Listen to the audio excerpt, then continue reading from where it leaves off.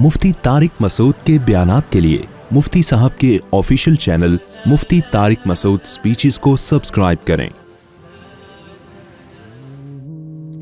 अच्छा मेरे भाई, ईसाई लड़की से शादी का क्या हुक्म है? क्या ईसाई अहले किताब इनसे शादी के बारे में क्या हुक्म है? अल्लाह मियाँ ने हमें यहूदी और ईसाई औरतों से शादी की इजाज़त दी है।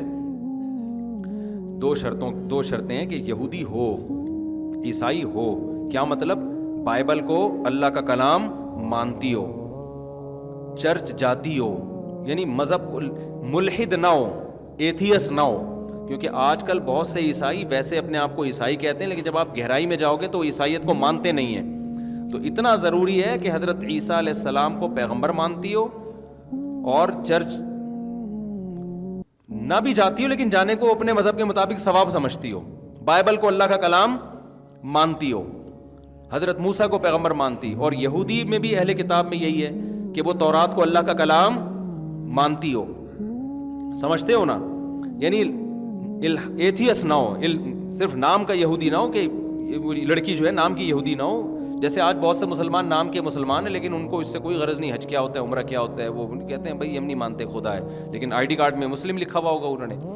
तो पहली शर्त तो ये कि क्या हो, वाकई सच्ची मुच्ची में क्रिश्चियन या यहूदी हो।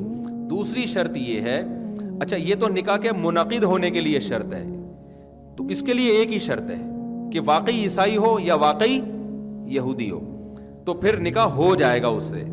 अगर वो वाकई ईसाई है ही नहीं, यहूदी है ही नहीं, तो निकाह ही मुनक़िद नहीं होगा, फिर तो ज़िना होगा।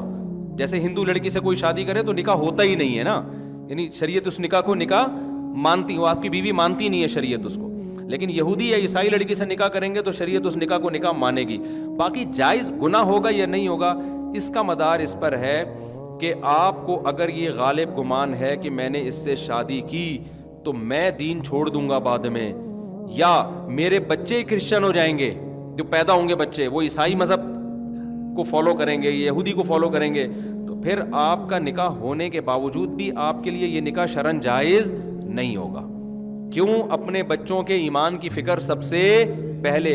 तभी कुरान मजीद में जहाँ अल्लाह ने यहूदी या ईसाई औरत से शादी की इजाज़त दी, वहीं अल्लाह ने ये भी बता दिया वमन यकफुर बिल ईमानी फ़क़द हबित अमलुहु। ईमान के साथ जो कुफ्र करेगा ना, यानी ईमान लाने के बाद, तो उसके अमाल बर्बाद हो जाएंगे। तो इसका ख्याल करना कि अपने ईमान से ही अपनी औलाद के ईमान से हाथ ना दो बैठो। क्योंकि यूरोप में बाज़ लोगों ने ईसाई लड़की से शादी की है, फिर बच्चे पैदा हुए तो बच्चे चर जा रहे हैं, फिर वो तो ये नहीं हो सकता।